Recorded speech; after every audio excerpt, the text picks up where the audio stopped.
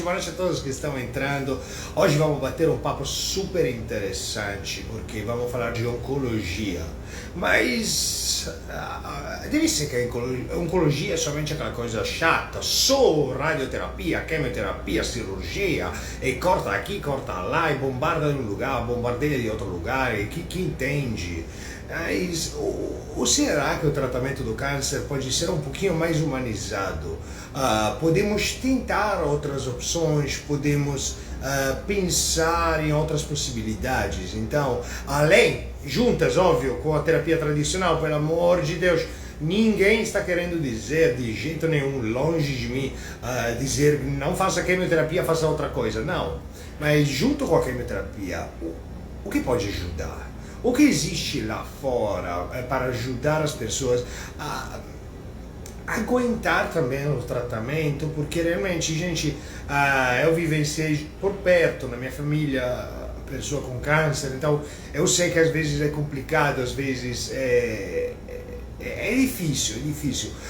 Gente, eu estou esperando somente que o Instagram comece a me propagar, porque não sei porque não manda aquela coisa aí. Não me manda, não me envia. O Francesco está ao vivo, envia quando ele quer, é sempre assim, mas tudo bem. Gente, eu vou continuar porque senão vou esperar o Instagram e vou morrer aqui ao vivo. Mas a entrevista de hoje é com a doutora Vivian Koski. Ele é oncologista, mas um oncologista entusiasta das terapias holísticas. Apaixonada pela medicina desde criança, Vivian Koski se graduou em 2007 pela Universidade Federal de... Boa noite a todos que estão entrando, bem-vindos. Pela Universidade Federal de Juiz de Fora. O sonho de fazer residência em um grande hospital foi concretizado no Hospital do Servidor Público Estadual de São Paulo, onde descobriu seu caminho na residência em cancerologia. E bom, pessoal, realmente vamos falar com alguém que estudou bastante, que aprofundou o tema e que realmente sabe falar do tema. A busca por excelência levou a Vivian a trabalhar em um dos maiores hospitais de câncer do mundo, Memorial Sloan Kettering Cancer Center, em Nova York. Consegui, gente, geralmente nunca consigo. Boa noite a todos que estão entrando. Geralmente eu nunca consigo falar inglês e depois português. Ainda não consegui a conexão entre inglês e português, mas bom. Vou conseguir, fé em Deus. É que quando coloco o sistema em um idioma não consigo colocar no outro tão rápido. Mas foi no Brasil, no Instituto Brasileiro de Controle do Câncer, onde atuou como professor da residência médica, que descobriu a segunda paixão, ensinar.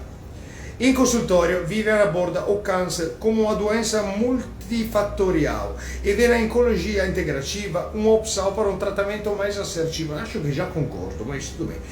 Tema abordado no livro, escrito por ela, Oncologia Integrativa, um novo olhar sobre o câncer. Então, eu vou já convidar logo.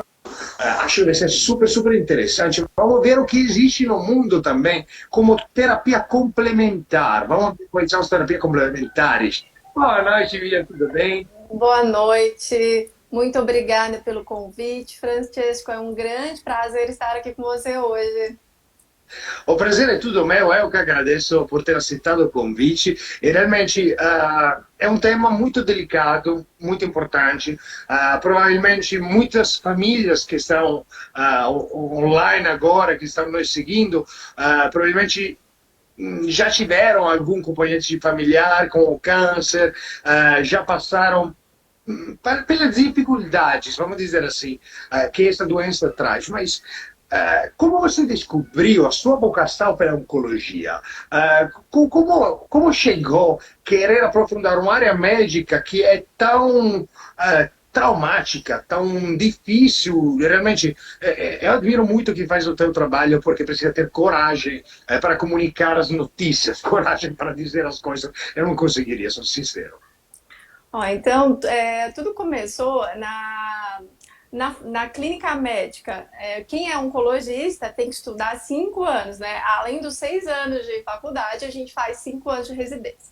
Então, eu fiz 2 anos de clínica médica e eu via que o que mais me encantava, a gente na clínica médica passa por todas as especialidades, mas eu sempre focava na pessoa que tinha câncer. Então, se eu passava na pneumologia, eu gostava de atender quem tinha câncer de pulmão. Se eu passava na gastro, eu gostava de atender quem tinha câncer de intestino. Então, eu entendi que essa era a minha missão. E aí eu entendi que no fim de tudo isso, o que eu queria ser? Eu queria ser aquela médica que ia realmente ajudar as pessoas quando mais elas precisam. Então eu quis fazer uma especialidade realmente que fizesse a diferença nos momentos mais difíceis. Foi por isso, eu fui chamada pela vocação, eu acho que eu fui sendo direcionada. Absolutamente. Realmente você teve também uma grande oportunidade na tua vida, que é aquela de trabalhar no Memorial Sloan Kettering Cancer Center de Nova York. Consegui. Minha mãe trabalha sempre, gente, sou italiano, estudei, fiz toda a minha faculdade, mestrado, doutorado em inglês, agora estou falando português, gente, me dá tempo para o meu cérebro conseguir processar essa informação. Como foi essa experiência em um dos grandes institutos mundiais, uma referência mundial, e estudar lá, trabalhar lá, ter a possibilidade de entrar em contato do que tem mais de moderno? Como foi essa experiência? Ó, essa experiência eu tive quando eu terminei a residência médica, né, aqui no Brasil, no Hospital do Servidor Público Estadual em São Paulo.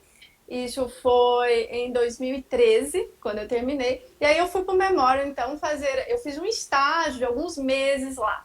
Aí eu fiquei no setor de câncer gastrointestinal, porque lá é tudo muito fragmentado, é tudo muito dividido. Então lá a gente aprende também a dividir o ser humano. Mas lá a gente aprendia, na época, o que havia de mais novo. Hoje, o que a gente vê aqui de células tumorais circulantes, eles já faziam lá desde 2013, né? Então, o que havia de mais novo nas pesquisas, nos estudos clínicos, eu aprendi quando eu estava lá. Eu fiquei especificamente no setor de câncer gastrointestinal. Lá é tudo muito dividido. Existem os setores câncer de mama, gastrointestinal, melanoma, sarcoma. E eu tive a oportunidade de ficar e observar os formadores de opinião aí da oncologia mundial e acompanhá-los durante um tempo. Então, foi uma experiência muito boa e aí eu trouxe para o Brasil esse conhecimento quando eu retornei.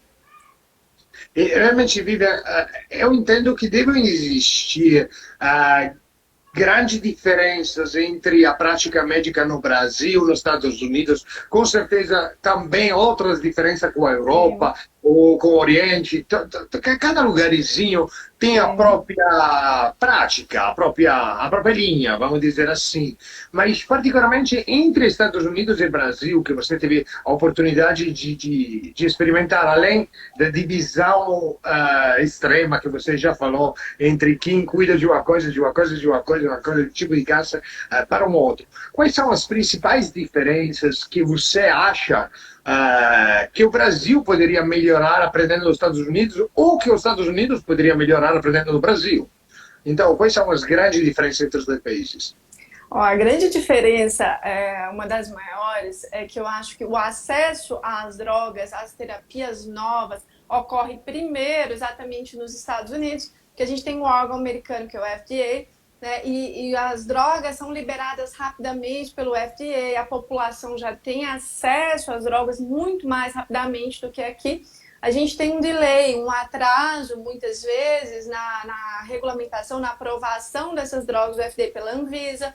Então, os nossos pacientes vão receber essas drogas, às vezes, anos depois, 3, 2 anos depois. Né? Uma droga que já começou a ser utilizada nos Estados Unidos, chega aqui no Brasil com 2, 3 anos, entre aspas, de atraso.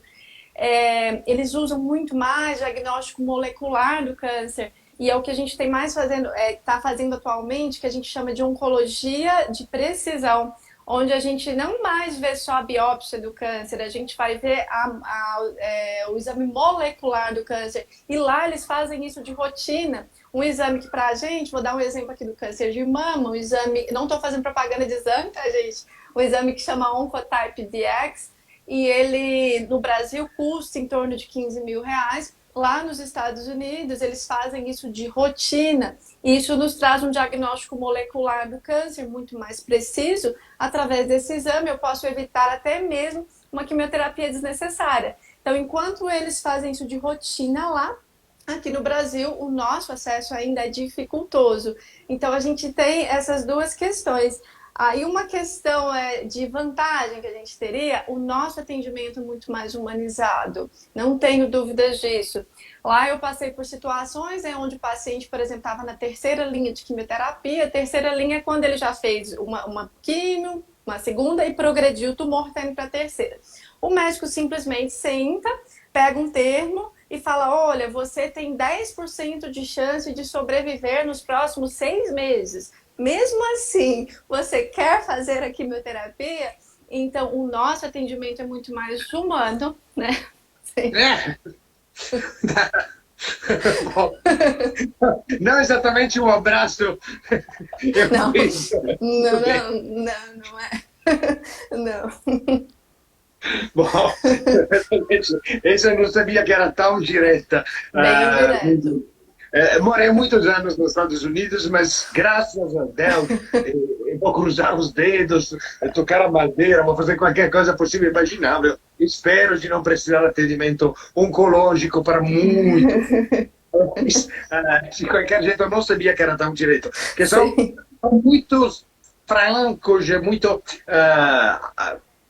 frios nos Estados sim, Unidos, isso eu sei. Já passei por sim. muitos hospitais, já tive um pequeno acidente doméstico, isso já sei. Isso sou informado. Gente, não achava que nunca era a mesma coisa.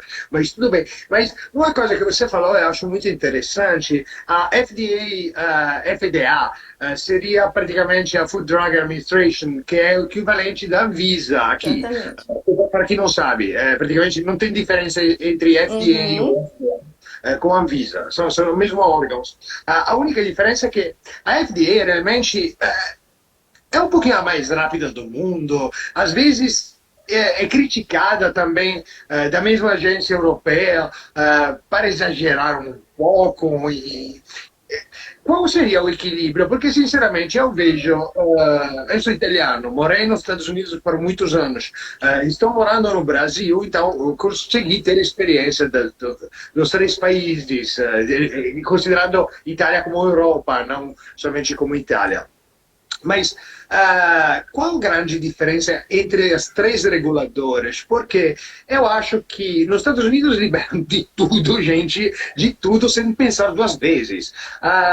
Na Europa, preciso ser sincero, é um pouquinho mais criterioso. Sim, No Brasil, parece ser uma causa legal, parece sim. ser, parece que precisa de advogado de um lado, advogado do outro. Eu, sinceramente, não conheço ainda muito a Anvisa, com a agência europeia e o FDA, realmente já tenho suficiente experiência de anos, então consigo entender mais. Mas quais são os critérios, na tua opinião, óbvio, pelo amor de Deus, cada agência nacional é certo que seja com as próprias regras, mas quais os critérios certos? Precisa ficar no meio? Ficamos aonde? Vamos ficar aonde para ser certinhos, particularmente por doenças tão complexas e graves como o câncer, né? Onde fechar o olho não mata ninguém. Mas, Olha, isso que você falou, eu concordo plenamente, porque o FDA, ele às vezes faz liberações muito rápidas, baseadas em estudos de fase 2 e já teve que voltar atrás em certas aprovações, porque viram, quando fizeram um estudo de fase 3 que aquele estudo era negativo. Então, um grande exemplo que eu trago foi uma droga que foi aprovada uns 3 anos atrás para sarcoma, que é um câncer de músculo, no estudo de fase 2, foi feito o estudo de fase 3, porque para a gente aprovar uma droga, existe o estudo pré-clínico, fase 1, fase 2, fase 3 e a fase 4, que é o pós-clínico. Então, essa droga foi aprovada na fase 2, e aí fizeram fase 3 e viram que a droga não trazia nenhum benefício. A farmacêutica que estava comercializando o medicamento, né, teve que parar a comercialização imediatamente. E aí os pacientes que estavam tomando aquele medicamento para sarcoma metastático, achando que estava sendo benéfico, tiveram que suspender o tratamento imediatamente. Então, assim, eu acredito que foi uma liberação arbitrária, né, com base no estudo de fase 2. Então, eu acho que tem que ter um dado robusto, um dado de fase 3 sempre que possível, porém, em alguns casos, onde é que eu vejo a exceção de liberar uma droga baseada no estudo de fase 2? Quando se trata de uma doença rara, onde se teve uma resposta muito importante com aquele medicamento, porque nas doenças raras a gente não vai conseguir recrutar tantos pacientes a ponto de ir para um estudo de fase 3, que é um estudo maior. Então, eu acho que a aprovação via FDA via fase 2 tem que ser para doenças raras, onde a gente não consegue recrutar muitos pacientes e onde a droga deu uma grande porcentagem de taxa de resposta, né? Mas eu concordo plenamente com você. Então, Vivian, vamos somente usar esse momento para sair um pouco do tema, mas deixar uma coisa importante. Já que a Anvisa é bem mais chata do que a Europa e do que os Estados Unidos, e garanto, do que eu vi da Anvisa desde que eu moro aqui, é 10 vezes mais chata, sou sincero. Sim. Gente, aquela coisinha que precisamos todos tomar no braço agora, vacina. Vamos tomar, se tomou a primeira dose, vai tomar a segunda, pelo amor de Deus, gente, que tem muitos atrasados de segunda dose. A doutora acabou de explicar por aqui, a Anvisa é criteriosíssima. Então, se a vacina está aprovada pela Anvisa, vai lá, tome a vacina, tome primeira, tome segunda dose, e quando chegar o momento de precisar da terceira, vai lá tomar a terceira. Porque é exatamente isso que salva vidas. Mas, desculpa, isso era necessário no momento histórico que estamos vivenciando, que deu a oportunidade a todo mundo de saber qual é a diferença de fase 2 e fase 3. Agora todo mundo sabe, todos viraram cientistas, até aprenderam o que é meta-análise, eu fiquei chocado. Mas, realmente, algumas coisas precisam ser ditas. Acho que é obrigatório, é uma nossa obrigação quando estamos em um meio que tem pessoas escutando de qualquer classe social, de qualquer classe cultural. Então, isso é muito importante. Mas uma coisa que gostaria realmente de entender, como é para você e quais são os desafios de trabalhar com uma doença tão complexa? Porque é uma doença que não chega meio ainda como uma sentença de morte, no sentido ainda todos nós pensamos, se me dizer que eu tenho um câncer, eu sei lá, eu vou aproveitar a vida, os últimos minutos, eu vou para a Jamaica, vou fumar maconha o dia todo, ou eu vou lutar, eu vou enfrentar a vida. Ainda hoje existe essa grande demonização do câncer. Como, na verdade, as coisas estão evoluindo. Opa, me deu só uma travadinha. Agora, vou esperar que a Vivian volte. Voltou. Você conseguiu me ouvir? Ou travou também o meu? Ouvi. Não, eu ouvi também. Perfeito. Então, quais são as grandes diferenças que existem hoje em comparação, particularmente, ao que era um tempo mais antigo, onde as terapias eram muito agressivas, as pessoas já se achavam com a sentença de morte. Hoje mudou a situação, para mim está ainda travado, então estou alongando a pergunta, achando, esperando que o Instagram me entregue de volta, doutora Vivian, porque para mim travou. Saiu, ok, agora vai voltar sem problema. E dico, enfrentamos um atraso na entrada de tecnologia e tratamento no Brasil. Parece que vivemos um atraso com relação a outros países. Mas Matheus, eu acho que é exatamente isso. A questão é, onde é o ponto de ser flexível ou não flexível nessas coisas? Porque também eu não concordo muito com a FDA de liberar qualquer coisa assim. Vá, toma, depois se acontecer bagunça, vamos resolver. É tudo complicado. Voltei. Bom, voltou. Você conseguiu gravar a minha pergunta, que é um genuíno tempo tentar... Não, eu sumi, não consegui.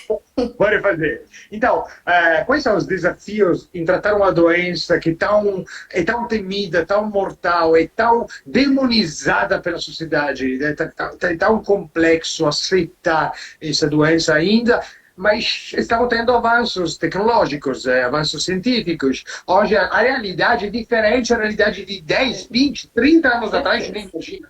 Mas como é tratar com essa doença? Primeiro eu vou começar com uma frase que eu quero que todos gravem aqui. Diagnóstico de câncer não é sentença de morte, tá? Gravem isso na mente. E realmente não é. Todos os cânceres descobertos no início têm chance de cura. Às vezes até mesmo tumores metastáticos, vou dar alguns exemplos aqui, câncer de testículo, por exemplo, metastático, tem chance de cura. Melanoma metastático, 2 a 6% tem chance de cura. Tumor de mama, HER2 positivo metastático, 2 a 6% também. Então, o diagnóstico não é sentença.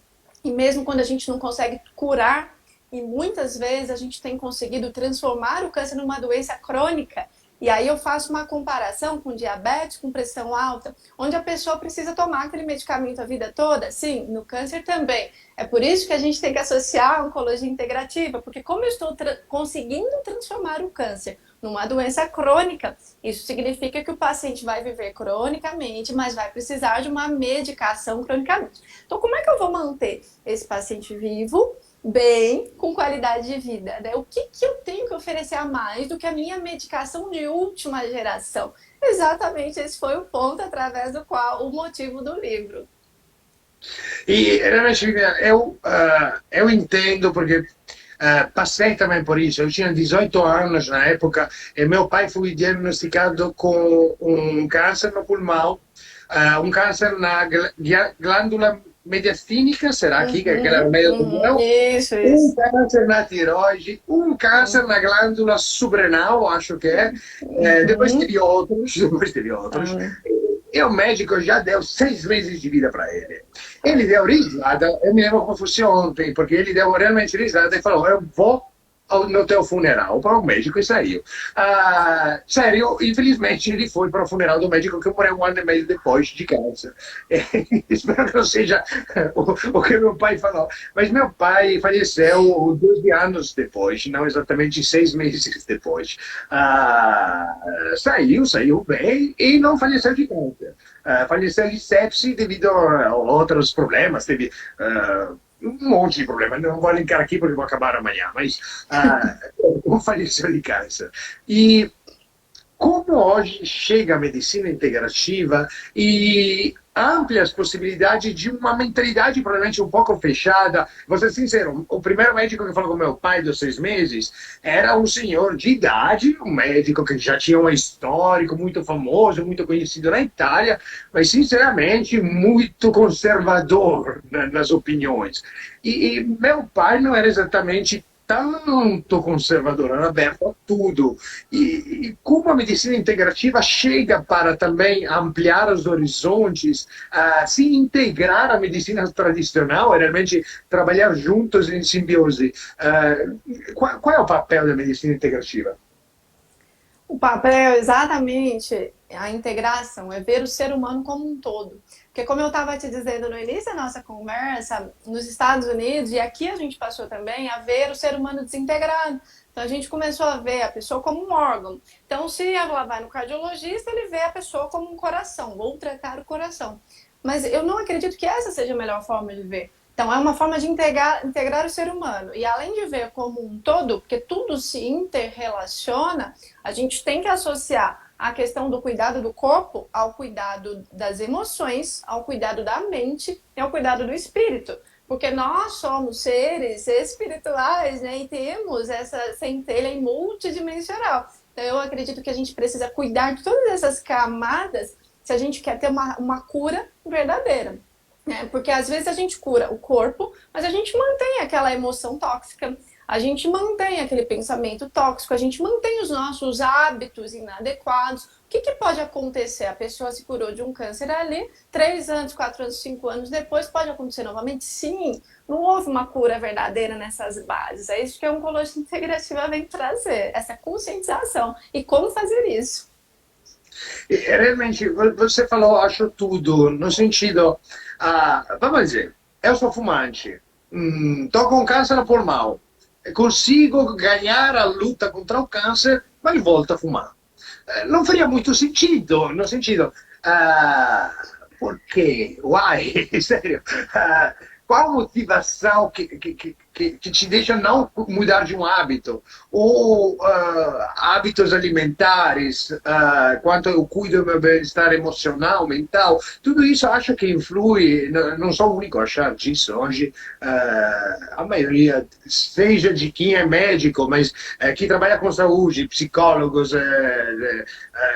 nutricionistas, qualquer pessoa que trabalha com saúde, hoje está indo por esse caminho está se abrindo. Mas qual terapias, por exemplo, você usa para trabalhar em conjunto com as terapias tradicionais? Lembrando que estamos falando de conjuntos de terapias. Então, a quimioterapia, a radioterapia, quando necessárias, são ainda a arma principal. Mas qual é o conjunto que você pode agregar de terapias integrativas?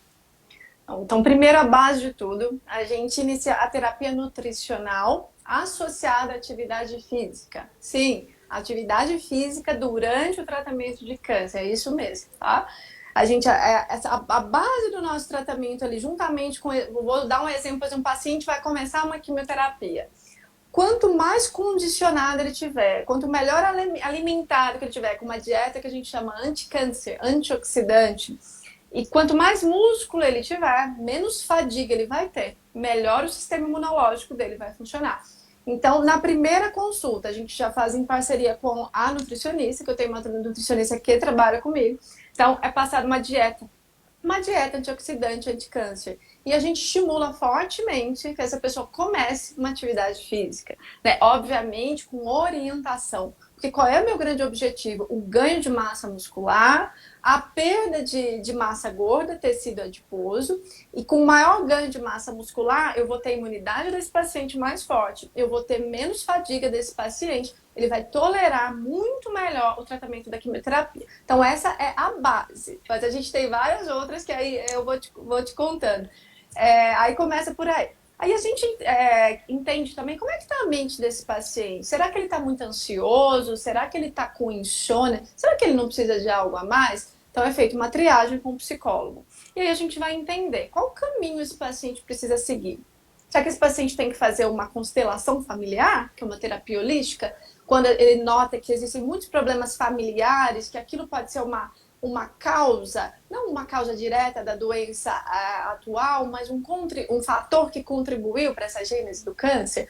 Então, pode ser que esse paciente seja encaminhado para constelação familiar. O reiki, ele é sempre maravilhoso, porque ele reequilibra a energia, o fluido vital desses pacientes. Outra coisa que a gente utiliza bastante é a acupuntura. A acupuntura é muito utilizada para tirar os efeitos colaterais da quimioterapia. Por exemplo, a acupuntura é útil para náuseas, vômitos.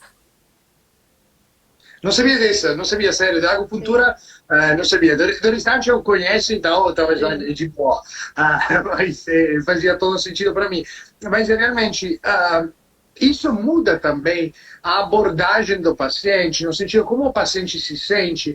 Porque, por exemplo, você falou de alimentação, eu me lembrei da doutora, era suíça, Kuzmine, acho que, não sei exatamente em alemão, porque era suíça alemã, como era o sotaque, mas em português seria Kuzmini, porque se escreve com K, acaba com E, que era uma médica já lá atrás que tinha criado uma dieta alcalina, acho alcalinizante, para o tratamento do câncer.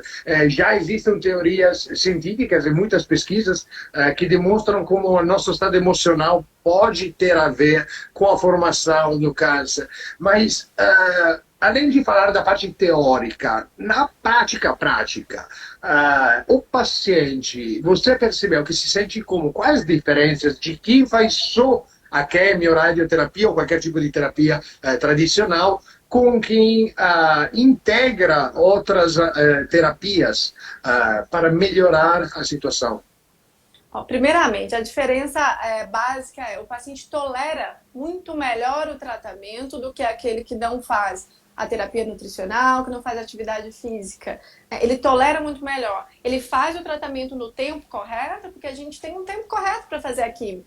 Ou é semanal, ou a cada 15 dias, ou a cada 21 dias. Só que se o paciente não está bem, a gente tem que adiar a quimioterapia. Isso vai reduzir o efeito da quimioterapia. Então, os pacientes que aderem à oncologia integrativa, eles costumam fazer no tempo correto as medicações, com mínimas reduções de dose e com menos efeitos colaterais.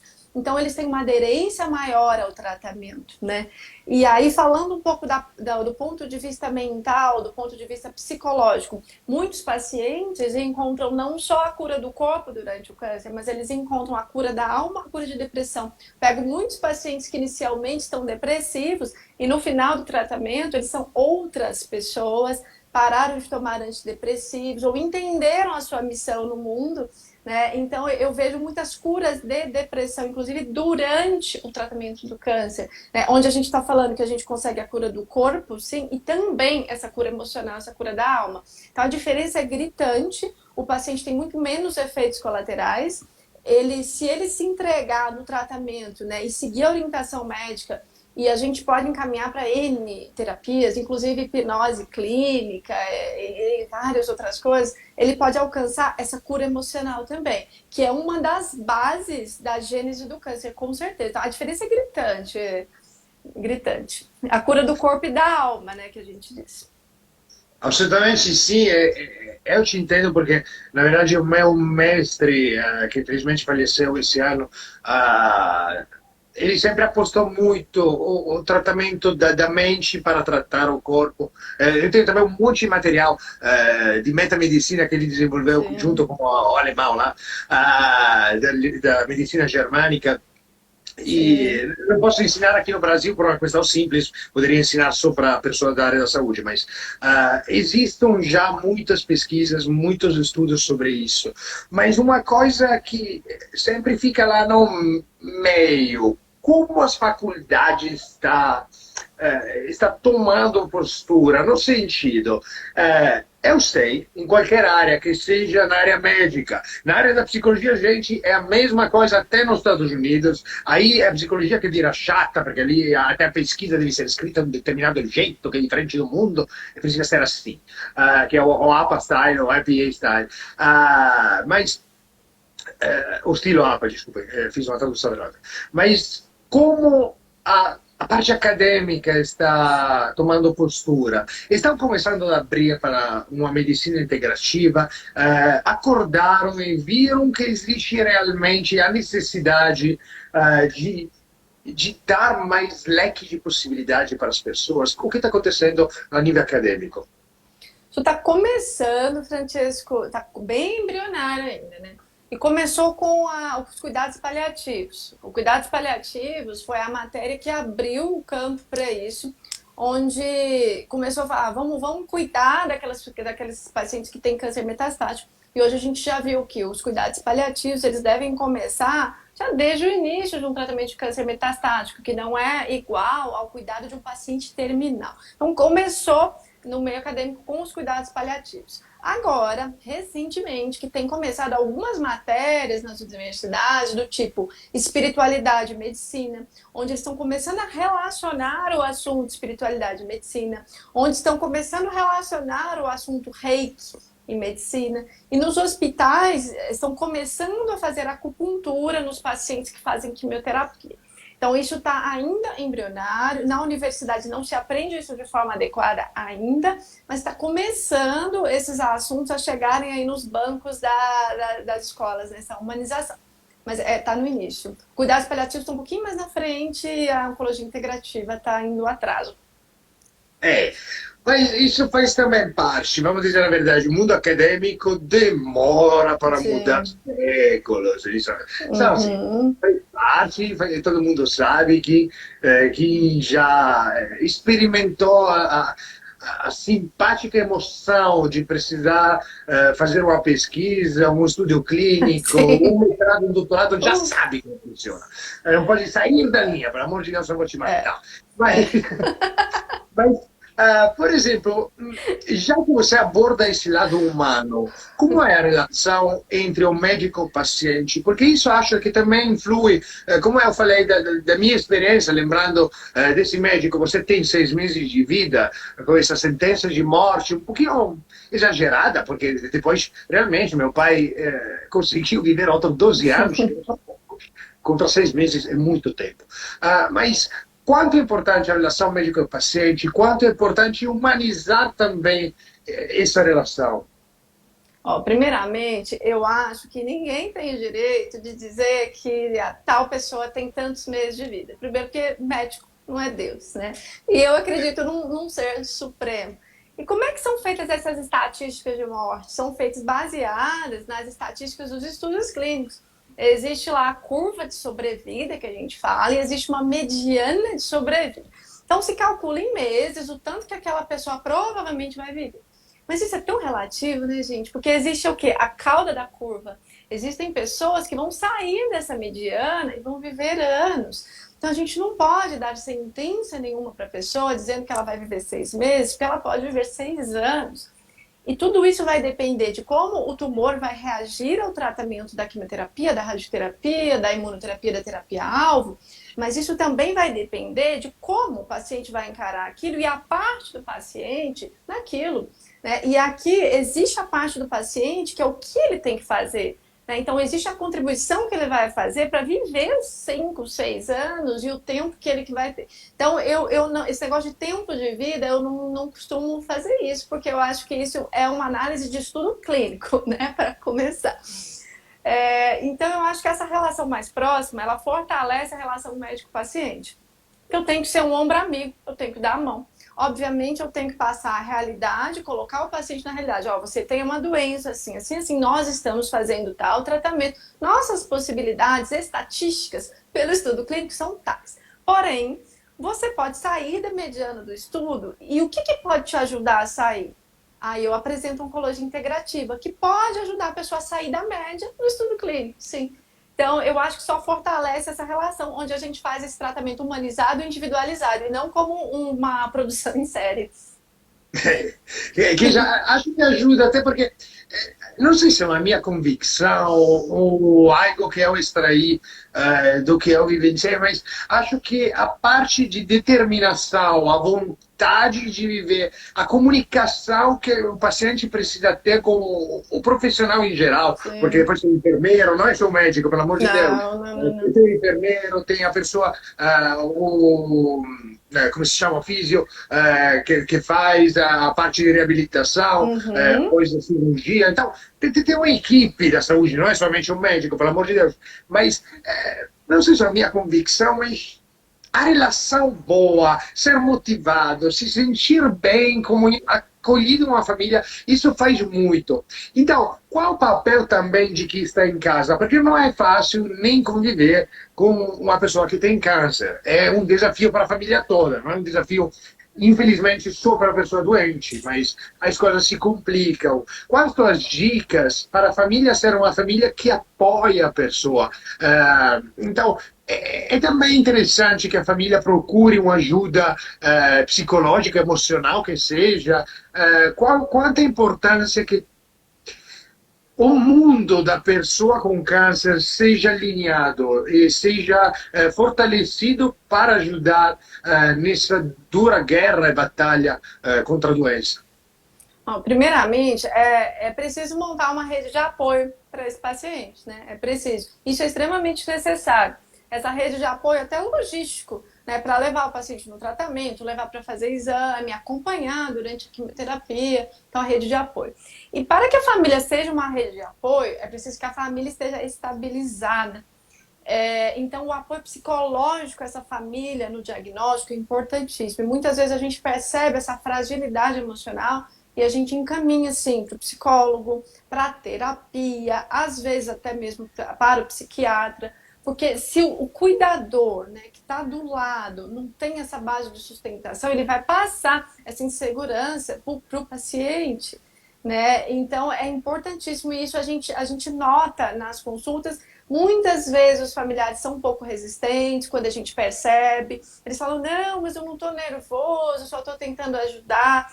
E assim, é super importante a rede de apoio do paciente, e essa rede de apoio tem que ser trabalhada, né? Existem comunicações que a gente vai fazer, nós médicos, para o paciente de uma forma, para a família a gente às vezes vai ser um pouco, passar uma informação um pouco mais objetiva, para a gente ter a família como parceira. Então, por isso que a família tem que estar com essa base de sustentação forte e o equilíbrio emocional. E quando a gente nota que precisam de tratamento, psicoterapia, principalmente terapia, eu acho que aceitem essa indicação do médico que está acompanhando, né, o seu parente, porque se o médico percebe isso em você, é porque você vai ajudar mais o seu familiar se você estiver mais equilibrado, né? Isso é muito importante.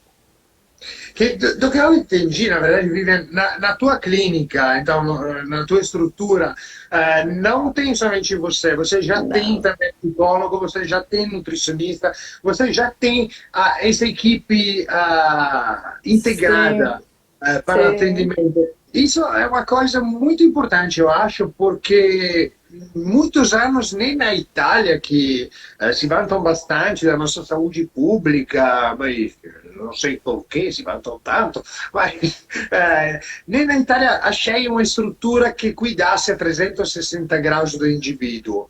E você escreveu um livro que é Oncologia Integrativa, um novo olhar sobre o câncer.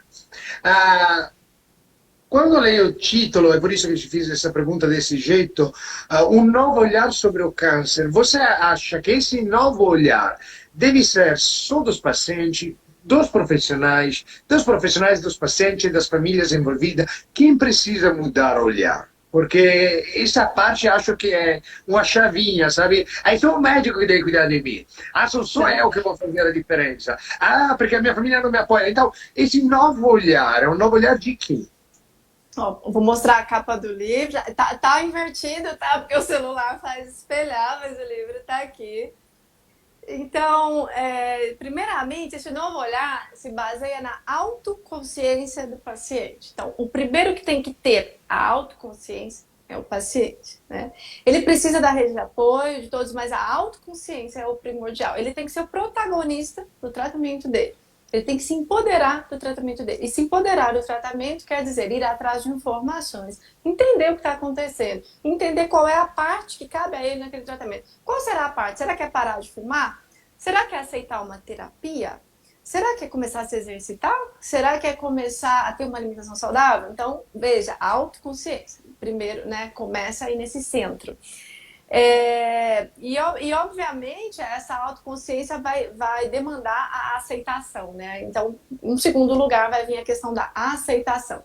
Muita gente se pergunta, por que comigo? Mas essa pergunta, eu acho que não deve ser a mais falada, deve ser, para que comigo, né? Para que eu estou tendo essa experiência? Então, deve se basear nisso. E aí você me pergunta, quem deve mudar o olhar sobre o câncer? Todos.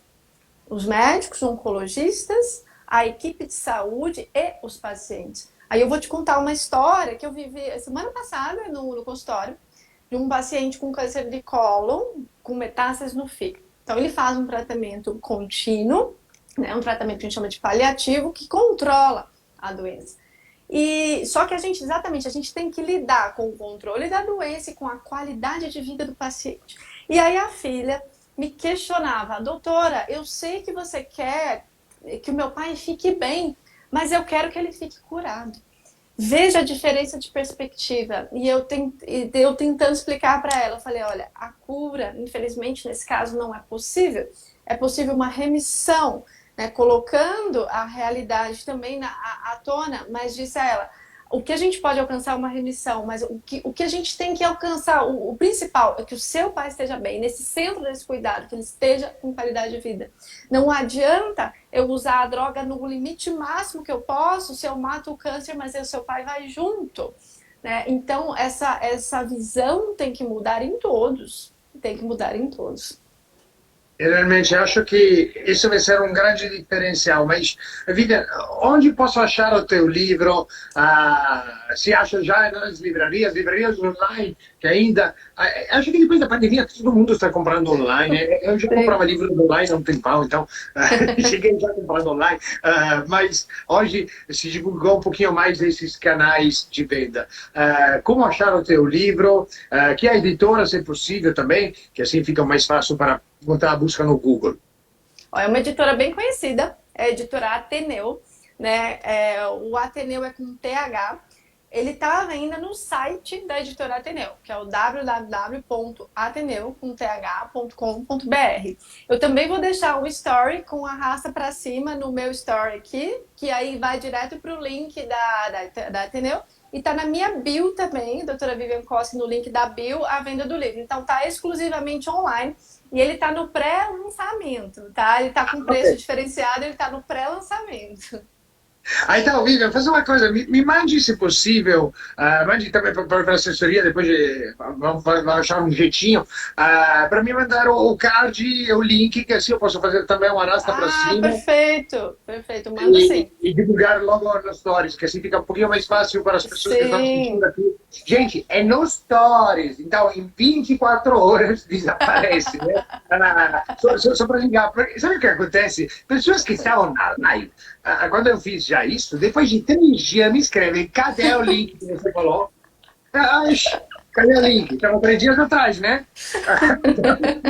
Eu coloquei, não menti. Mas só para, pessoal, fiquem ligados. Mas só para garantir que não fica coisa sobre stories. Você que está live, se você quer seguir a doutora Vivian, é só clicar aqui nessa flechinha, baixa uma tenda, tá aqui o nome da doutora, vai lá no perfil, pega e volta, é como se você nunca tivesse saído da live básica do Instagram. Se você estiver assistindo o IGTV, porque essa live vai ficar no meu perfil, gente, é só ir aqui embaixo, eu já marquei a doutora aqui no título da live, então é difícil perder. Mas, de qualquer jeito, Vivian, você já falou que está no teu link da bio, tá já em qualquer lugar do teu Instagram, então, Sim. pessoal, desculpa, tem precinhos de pré-lançamento, que é coisa melhor, cultura a baixo preço, é isso que eu amo. A baixo custo, desculpe. Uh, mas realmente, vamos descobrir um pouco, porque é uma doença interessante. Eu quero ler o livro, agora já pretendo ir logo comprar, porque precisamos realmente mudar o olhar sobre essa Sim. doença. Estamos chegando a novidade, vou fazer. Dá tempo para uma perguntinha rápida. Vai me matar depois, mas isso eu resolvo. Mas uma coisa, estão chegando grandes novidades, está chegando uma vacina contra o câncer, viu que a AstraZeneca, esse dinheiro injetado para a vacina da Covid, gente, deu um avanço, graças a Deus, na medicina, na ciência, não de pouco. Mas parece que está saindo uma vacina também para câncer e tudo. Podemos esperar grande novidade para o futuro? Está chegando. Estão chegando coisas boas, só para saber e dar uma animada ao povo que está falando sempre de coisa triste. Vamos animar um pouco. Tá, sim. Tem uma vacina aí com grande perspectiva e já em fases avançadas de estudo para câncer de mama, né? Essa vacina para câncer de mama, triplo negativo e para câncer de mama de outros tipos também. Então já está na fase 2 de estudo, a gente pode esperar essa vacina aí nos próximos anos, com certeza, com certeza. Podemos Então, ficar animados. coisas boas estão por vir, coisas boas estão por vir. E realmente, vamos cruzar os dedos, que mude olhar, que a ciência avance, porque no final, o que temos hoje, você concorda que é não só procurar na ciência, mas procurar também no que já existe, o que já existiu no passado.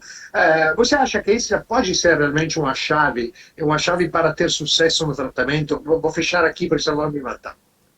Com certeza. Eu acho que a gente tem que unir a oncologia de precisão, a medicina de precisão, que é isso que eu estou falando para você agora, de alta tecnologia, com a medicina milenar, com a medicina chinesa, com esses conhecimentos da acupuntura, que são milenares, com os conhecimentos da meditação, que são milenares. Então, existe uma junção entre o Oriente e o Ocidente. Eu acho que essa é a junção perfeita. Então, realmente, muitíssimo obrigado, doutora Vivian. Muitíssimo obrigado a todos vocês que estão motivados porque estamos ao vivo, porque senão não teria nem sentido. Mas muitíssimo obrigado também pelo teu trabalho para ajudar as pessoas a passar, ou pelo menos a lutar contra essa doença complexa, chata e que infelizmente faz parte das nossas realidades, de muitas realidades por aqui. Então, muitíssimo obrigado por tudo, vou deixar você se despedir desse povo lindo que ficou com a gente 1 hora aprendendo alguma coisa, abrindo um pouco a mente. Espero que tudo isso realmente aconteça. Primeiramente, eu agradeço o convite. Agradeço conversar com você, uma pessoa tão sábia, tão bom de conversar, um bate-papo, como se a gente estivesse na sala conversando. Foi muito bom essa live, foi muito legal. Agradeço a todos que estiveram aqui, todos que vão ver essa live depois. E é isso, só gratidão por poder passar essas informações para todos. Muitíssimo obrigado de novo. E lembrando, o livro Oncologia Integrativa, um novo olhar sobre o câncer. Daqui a pouco, quando conseguir a gente se trocar de link e tudo, vou postar também no meu stories uma arrasta para cima, vai estar também no stories da doutora Vivian, no link da bio. Então, procuramos entender mais, porque a mudança acontece só quando todos começamos a mudar. Então, realmente, muitíssimo obrigado, doutora, muitíssimo obrigado a todos vocês. Uma ótima noite e um fantástico final de semana, agora posso dizer, né? Já Sextou, né? Já sextou, já sextou. Muitíssimo obrigado, um grande beijo e um abraço. Beijo, tchau, tchau.